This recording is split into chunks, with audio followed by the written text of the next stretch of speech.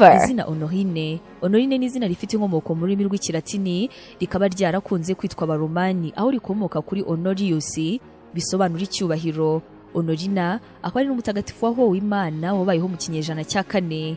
Ba Honorine usanga ari abakobwa bakunda ubuzima cyane, bakagira ishyaka mu cyo bifuza kandi bakagira amarangamutima menshi cyane.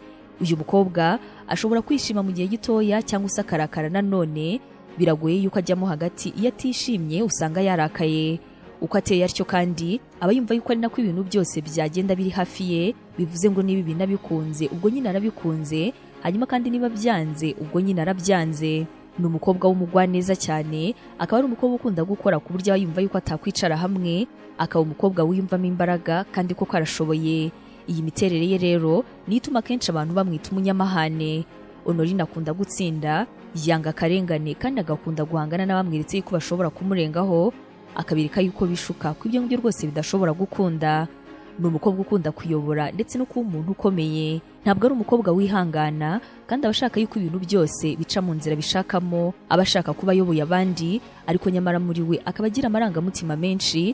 Nubwo ashobora kwerekana yuko agamije kubayobora, icyo abagamije cyane ni ukubitaho ndetse no kubagirira ibintu byiza. Honorine ni umukobwa wanga akarengane cyane, hanyuma rero byahura n'aya marangamutima y'abari hejuru ugasanga mushobora kubipfa mu gihe cyose urimo guhemukira cyangwa se guhotera umuntu arimo kukureba. Abavuga ati aho kugira ngo uhemukire umuntu cyangwa se umuhohotere, ngwino nge nawe duhangane. Mu buzima bw'urukundo Honorine bikunze kumukomerera kuko abashaka gutegeka, ariko nanone kimwe mu bikwereka yuko agukunda 100% nuko akureka maze ukamuyobora mukundana. Agira gufuha cyane ku buryo biba byiza iyo ahuye n'umusore w'umunyamahane kandi umurusha gutegeka, ku buryo Honorine ashobora kuburizwamo. Nanone kandi Honorine akaba yakwishimira guhura n'umusore witonda cyane ku buryo kuyoborwa nawe nta kintu na kimwe byamutwara. Nubwo ashobora kugaragaza amahane mu rukundo, nyamara arakunda cyane, akita ku mukunzi we, ariko kandi hazamo ibintu byo gucana inyuma, ubwo umukunzi we ndetse no wamucanyeho inyuma ibyabo bikaba byaba bibi cyane. Uyu mukobwa kubera gukunda ibintu biciye mu mucyo akarenza urugero, ushobora gusanga agakosa koroheje kabaye ikintu gikomeye cyane mu buzima bwe.